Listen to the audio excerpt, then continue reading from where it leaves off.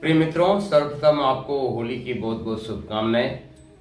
और होली में आप रंग बिरंगे रंगों से होली खेलें ताकि आपके जीवन में भी रंग बिरंगी खुशियाँ आपके जीवन में आए और आप पूरे वर्ष भर जो है हंसते मुस्कुराते नाचते खेलते कूदते आपका समय जो है व्यतीत हो।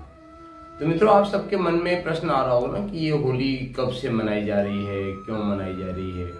और इसके विषय में हमारे भारतवर्ष में ढेर सारा किंवदंतियाँ जिनको कहते हैं कि वे फैली हुई है।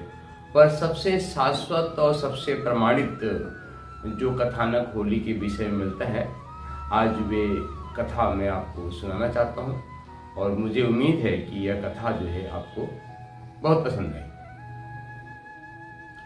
तो मित्रों, यह कथा है हिरण्यकशिपु की, प्रहलाद की और उनकी बुआ जो है होलिका की। तो इस कथा को शायद हो सकता है कि आप जानते हो, पर इस पूरी कथा को जो है हम एक नए कलेवर के रूप में आपको सुनाने का प्रयास करेंगे। मित्रों, एक राजा कह सकते हैं, क्योंकि वास्तव में तो ये भगवान का पार्षद था, पर भगवान सनकादि के शाप के कारण जो है यह राक्षस बन गया था, जिसका नाम था हिरण्यकशिपु। हिरण्यकशिपु जो है एक राजा था और इसके मन में आया कि हम तीनों लोगों पे जो है धरती पे, स्वर्ग पे और पाताल लोक पे तीनों लोगों का अधिपति बन जाओ। तो मित्रों, इस सृष्टि का पूरा सिद्धांत है कि यदि आप शक्ति अर्जित करना चाहते हैं, शक्ति के कारण ही आप कहीं पे अपना प्रभाव जमा सकते हैं।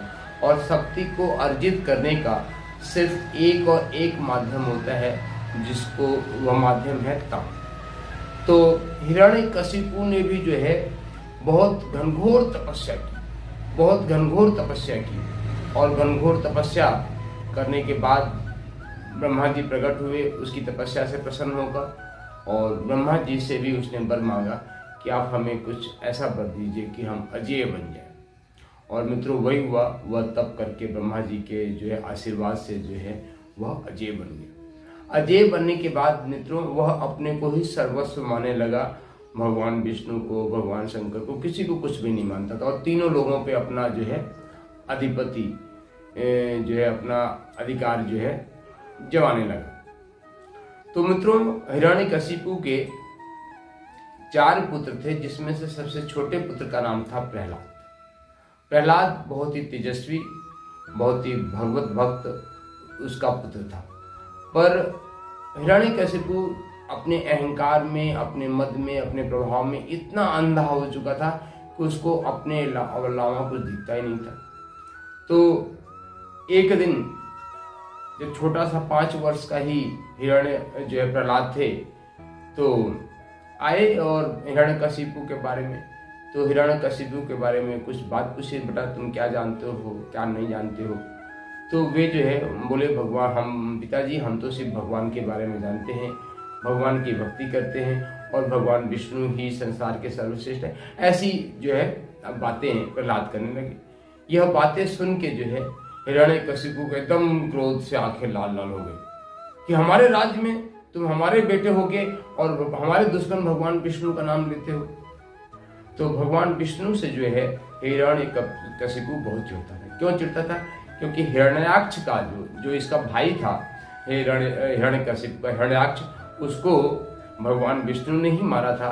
तो अब स्वाभाविक है मित्रों, यदि किसी के भाई को कोई मार देगा तो स्वाभाविक रूप से उसका दुश्मन हो जाएगा। तो अपने ही पुत्र प्रहलाद से जो है भगवान विष्णु की महिमा सुन के जो है हिरण्यकशिपु को अच्छा नहीं लगा। तो उसने क्या किया कि पहले तो एक ब्राह्मण देवता गुरु जी को नियुक्त किया और उससे कहा कि हमारे पुत्र को ले जाओ और इसको भगवान विष्णु की अच्छी अच्छी बातें भुला के, उसको मिटा के हमारे बारे में बताओ कि हम ही सर्वशक्तिमान हैं, हम ही सबसे बड़े हैं। ऐसा जो है इसको पढ़ा के लाओ, धर्म की बातें, अर्थ की बातें और काम की बातें ये पढ़ा के लाओ, पर भगवान विष्णु के बारे में इसको कुछ नहीं पता होना चाहिए। तो संडा मर्क जो उसके गुरु जी थे वे ले गए और उसको खूब पढ़ाया। पर जितनी भी बातें वे संसार की बातें उसके गुरुजी बताते थे, वे प्रहलाद के बारे में कुछ नहीं समझ आता था। प्रहलाद 24 घंटे सिर्फ भगवान की जो नौधा भक्ति कहलाती है, भगवान के नाम गुण लीला रूप का चिंतन मंथन करना, उनकी कथा श्रवण करना, उनकी कथा को कहना, सिर्फ इन्हीं बातों में जो है, नौधा भक्ति की बातों में जो है प्रहलाद का मन। कुछ दिन जब देश दुनिया की बातें संडामर्क ने प्रहलाद को सिखा दी, तो अब संडामर्क जी को लगा कि प्रहलाद को सारे संसार की बातें हो चुकी हैं, अब इनकी शिक्षा पूरी हो चुकी है, अब इस प्रहलाद जी को इनके पिता के पास ले जाना चाहिए। तो जैसे ही गुरुजी ने प्रहलाद को हिरण्यकशिपु के सामने लाए, हिरण्यकशिपु भी बड़े प्रसन्न हुए कि हमारा बेटा जो है इस देश दुनिया के बारे में सब कुछ पढ़ लिख के बहुत ही आ गया है। और उसको बहुत शुरू में तो उन्होंने बहुत प्यार किया, उसको अपने पास बैठाया, उसके माथा को चूमा और बड़े प्रसन्न हुए कि हमारा बेटा जो है बहुत कुछ पढ़ लिख के आ गया। पर मित्रों, जैसे ही उन्होंने पूछना शुरू किया तो तुरंत प्रहलाद ने जो है भगवान विष्णु के बारे में ही हिरण्यकशिपु ने पूछा, तो प्रहलाद ने भगवान विष्णु की अच्छी अच्छी बातें, उनकी महिमा का गुणगान करने लगे। और जैसे ही महिमा का गुणगान करने लगे तो उन्होंने प्रहलाद को अपने गोद से उठाया और जमीन पर पटक दिया, क्या ले जाओ, ये हमारे दुश्मन के, जो हमारे दुश्मन के नाम का गुणगान करता है, इसको जो है मार डालो। तो मित्रों, इस पूरी कथा को हम बहुत ही संक्षिप्त में आपको सुनाना चाहते हैं। तो प्रहलाद को जैसे ही जमीन में पटक दिया, तब प्रहलाद की एक बुआ थी, बोली को उनको एक वरदान मिला था एक बार कि यदि वे अग्नि में किसी को लेके बैठेंगी तो वे स्वयं नहीं जलेंगी, जो चीज उनके साथ रहेगा वो इस चीजों को भस्म हो जाएगा। तो होलिका जिनका नाम था, तो होली ने अपने भाई से कहा कि भाई ये जो है पुत्र ही तुम्हारा दुश्मन है, तो एक काम करते हैं कि हम कुछ ऐसा विधान करते हैं कि ये तुम्हारा पुत्र जो है भस्म हो जाएगा और ये रहेगा नहीं, तो तुम्हारी जो समस्या का समाधान हो जाएगा। तो उन्होंने बोला ठीक है बहन, तुम ऐसा ही करो। तो उसके लिए क्या किया कि होलिका ने प्रहलाद को अपनी गोद में लेके बैठ गई और चारों तरफ से जो है लकड़ी और कंडे ये सारे इकट्ठा कर दिया गया, और इकट्ठा करके जो है उसमें आग लगा दिया गया। पर अंत में व्यक्तियों, जिसको भगवान रक्षा करते हैं, इसका कभी कोई बाल बाका नहीं होता, क्योंकि भगवान ही जिसकी रक्षा करे उसको कौन मार सकता है। तो अंततः ये हुआ व्यक्तियों कि होलिका तो जल गई, पर उस अग्नि में से प्रहलाद जो है हंसते खेलते बाहर निकल आए। यह बात देख के जो है हिरण्यकशिपु को बड़ा क्रोध आया कि हमारी बहन तो जल गई, पर हमारे दुश्मन का जो भक्त था वो सब कुछ भी नहीं हुआ। प्रहलाद उसमें हंसते खेलते हुए बाहर आ गए।